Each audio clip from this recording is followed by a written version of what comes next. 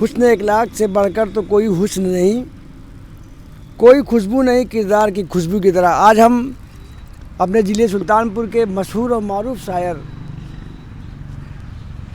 हाजी मजरू सुल्तानपुरी साहब के पुश्तैनी गांव में हैं, मकान उनके गांव में है, और उनका भी हमने पुश्तैनी मकान देखा और उस जगह भी देखी जहां उन्होंने एक गीत लिखा था, पीपल ओ बाबुल तले वाला जो गीत लिखा था उसको भी हमने देखा। उनका मकान जो कि दुर्दशा का शिकार है। और ये स्कूल जो आप देख रहे हैं Majrooh Sultanpuri junior high school के नाम से उन्होंने इस स्कूल की बुनियाद रखी थी, शायद कि 2 साल से किसी अभाव के कारण बंद पड़ा हुआ है।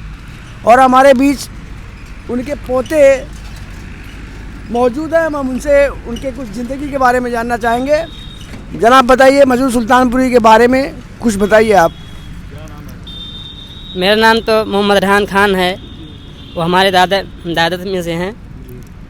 तो वहाँ बाकायदा पहले मदरसे में तो पढ़ते थे वो, फिर उसके बाद वहाँ यहाँ से जाने के बाद तो उनके पिताजी ने उनके ज़िंदगी के बारे में आपसे मुकम्मल पूछ रहे हैं कि आप शुरू से आखिर तक बताइए कि उनके ज़िंदगी का मतलब कैसे वो शायर बने, उन्होंने क्या क्या मतलब संघर्ष किया, क्या स्ट्रगल्स किया, और शायरी की दुनिया में कब उन्होंने कदम रखा। शायरी की दुनिया तो डॉक्टरी छोड़ने के बाद वो डॉक्टर बाकायदा बन चुके थे। तो उसको छोड़ने के बाद उनके अंदर जो शायरी का हुनर आया, उनकी शायरी का हुनर तब आया था उनको एक इश्क हो गया था। जी जी जी। वो इश्क में फंस चुके थे, बाकायदा घायल हो चुके थे, उनका इसीलिए नाम पड़ा मजरू सुल्तानपुरी। जी जी जी। तो इसी नाम से मजरू माने घायल होता है। तो घायल हो चुके थे अपने इश्क में।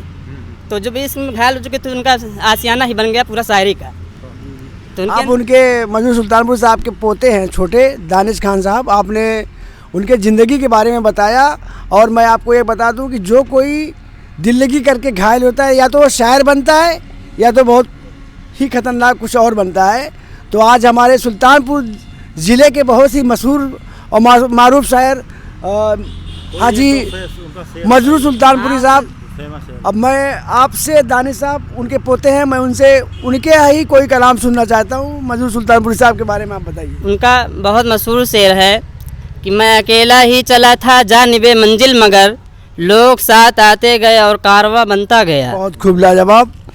दानिश साहब आपका बहुत बहुत शुक्रिया। हम अपने चैनल दूर तक की जानिब से आपका तहे दिल से शुक्रिया अदा करते हैं कि आपने हमें इतना वक्त दिया। आज हमने देखा कि उस पीपल के उस बबुल के पेड़ को भी देखा, एक ही टहनी बची हुई है, और उनके मकान को भी देखा। मकान देखने के बाद मकान पर जाने का रास्ता जो कि प्रशासन और शासन की मतलब जो है ये कमियां हैं कि उनके मतलब मकान तक जाने तक के कोई रास्ता ठीक ठाक से नहीं है। बहुत ही दुख की बात है। और हमारे मतलब ज़िले के मशहूर शायर मजरू सुल्तानपुरी साहब जो कि विश्व प्रसिद्ध शायर है, उनके बारे में जितने उनके तारीफ में जितने भी कसीदे कसे जाएँ कम हैं, पढ़े जाएँ कम हैं। और दानिश साहब ये बताइए कि उन्होंने उनके बच्चे कितने हैं। उनके सिर्फ एक बच्चे हैं, उनका अंदलीफ नाम है, बॉम्बे में रहते हैं। अब की शायद चुनाव भी लड़े थे वो बॉम्बे से। तो उन अभी बहरहाल इससे 2 साल पहले आए थे, बाकायदा सुल्तान उनका खिताब हुआ था। जी जी। तो आते रहते हैं घूमने, उनका ताल्लुक आज भी जुड़ा है उनके बेटे का। आप कितने भाई थे। हम तो 6 भाई। मजरू सुल्तानपुरी साहब कितने भाई थे। मजरू सुल्तान सिर्फ एक ही भाई थे, अकेला। अच्छा, वो भी मतलब इकलौते थे, और उनके साहबजादे भी इकलौते हैं। तो मतलब जो यहाँ की मतलब खेती बाड़ी और प्रॉपर्टी जो भी होगी उसकी देख रेख आप ही लोग करते हैं। नहीं, वो बाकायदा अपने परिवार को दे चुके हैं उनको, मतलब कि आप लोग इसको देखिए, मेरी जिम्मेदारी नहीं है, आप लोग इसको संभालिए, मेरा इसमें कोई हक नहीं है। मैं बम्बई में जो कुछ कर चुका हूँ मेरा बम्बई में सिर्फ है।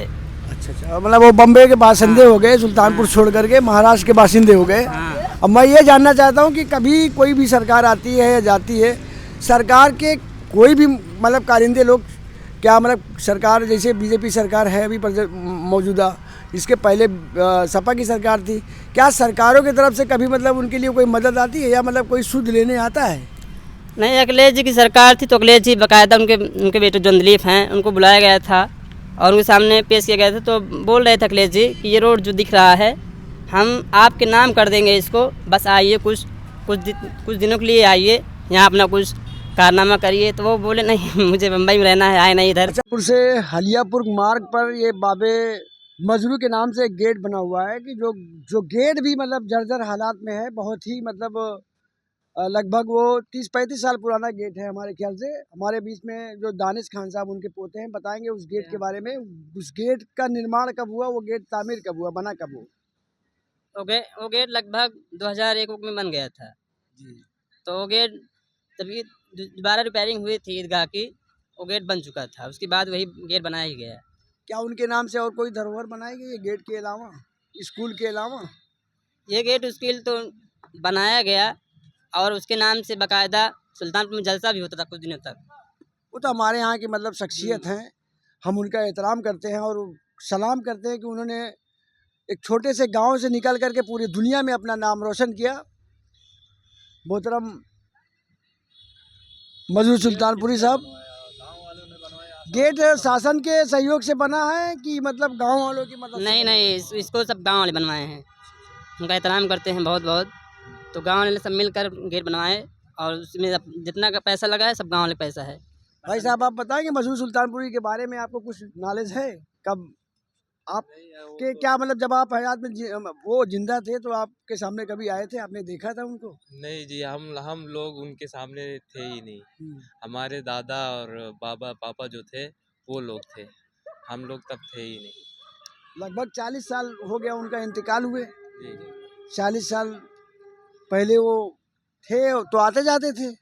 ठीक है, बहुत बहुत शुक्रिया। हम जनाब दानिश खान साहब, आपका बहुत बहुत शुक्रिया अदा करते हैं दूर तक चैनल की जानिब से, आपने हमें इतना वक्त दिया। अल्लाह हाफिज़, जय हिंद।